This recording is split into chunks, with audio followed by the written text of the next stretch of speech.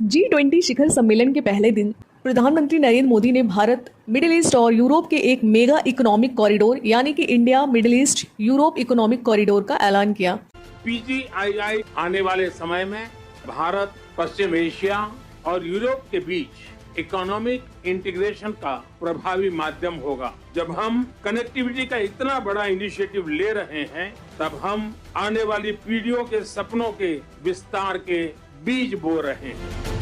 इस प्रोजेक्ट में Bharat, UAE, Saudi अरब और यूरोपियन यूनियन के अलावा फ्रांस, इटली, जर्मनी और अमेरिका भी शामिल होंगे। पीएम मोदी ने इसे ऐतिहासिक साझेदारी बताते हुए कहा कि आने वाले समय में भारत, वेस्टर्न एशिया और यूरोप के बीच आर्थिक सहयोग का एक बड़ा माध्यम होगा। इस कॉरिडोर से दुनिया की कनेक्टिविटी और सस्टेनेबल डेवलपमेंट को एक नई दिशा मिलेगी। इस प्रोजेक्ट का उद्देश्य मध्य पूर्व के देशों को रेलवे से जोड़ना और उन्हें बंदरगाह के माध्यम से भारत से जोड़ना है, जिससे शिपिंग समय, लागत और फ्यूल के इस्तेमाल में कटौती करके गल्फ से यूरोप तक ऊर्जा और ट्रेड फ्लो में हेल्प मिलेगी। रेल एंड शिपिंग कॉरिडोर देशों को ऊर्जा उत्पाद समेत ज़्यादा व्यापार करने में सक्षम बनाएगा। इसकी घोषणा से पहले अमेरिकी अधिकारी फाइनर ने कहा था कि अमेरिका की नज़र से ये समझौता पूरे क्षेत्र में तनाव कम करेगा और हमें ऐसा लगता है कि इससे टकराव से निपटने में मदद मिलेगी। जानते हैं कि इस प्रोजेक्ट के तहत क्या क्या होगा। तो इस प्रोजेक्ट में 2 अलग अलग कॉरिडोर शामिल होंगे। एक होगा ईस्टर्न कॉरिडोर, जो कि भारत को खाड़ी क्षेत्र से जोड़ेगा।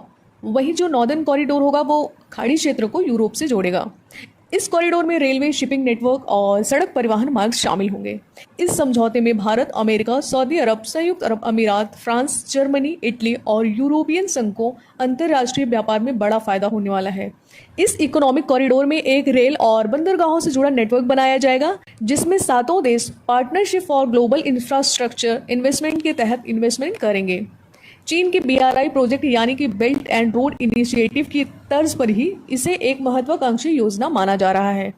यूरोपियन कमीशन प्रेसिडेंट ने इसको लेकर डॉक्यूमेंट तैयार किया है, जिसके मुताबिक इस प्रोजेक्ट को महाद्वीपों और सिविलाइजेशन के बीच एक ग्रीन और डिजिटल पुल माना जा रहा है। जानते हैं कि कैसे गेम चेंजर साबित होगा ये प्रोजेक्ट। इस योजना में डेटा, रेल, बिजली और हाइड्रोजन पाइपलाइन प्रोजेक्ट शामिल होंगे। ये प्रोजेक्ट सऊदी अरब, यूएई, जॉर्डन और इजराइल समेत मिडिल ईस्ट में रेलवे और बंदरगाह सुविधाओं को जोड़ेगी।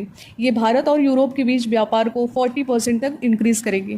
इस प्रोजेक्ट के जरिए भारत अमेरिका पार्टनरशिप को मिडिल ईस्ट का सहयोग मिलने से पूरी तरह से गेम चेंजर साबित हो सकता है, खासकर तब जब BRI के तहत चीन कनेक्टिविटी प्रोजेक्ट्स पर दबदबा है। ऐसे में वो देश भी इस प्रोजेक्ट से जुड़ना चाहेंगे, जिसमें ईरान भी हो सकता है, क्योंकि ये कॉरिडोर उन्हें गल्फ और यूरोप तक सीधे पहुंचा देगा।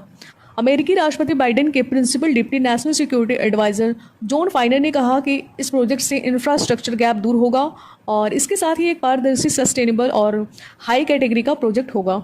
दरअसल चीन के BRI प्रोजेक्ट में गल्फ कंट्रीज अहम जगह रखते हैं। ऐसे में माना जा रहा है कि G20 शिखर सम्मेलन में ये प्रोजेक्ट भारत, अमेरिका और अन्य सहभागी देशों के लिए एक बड़ी कामयाबी है। Thank you for watching.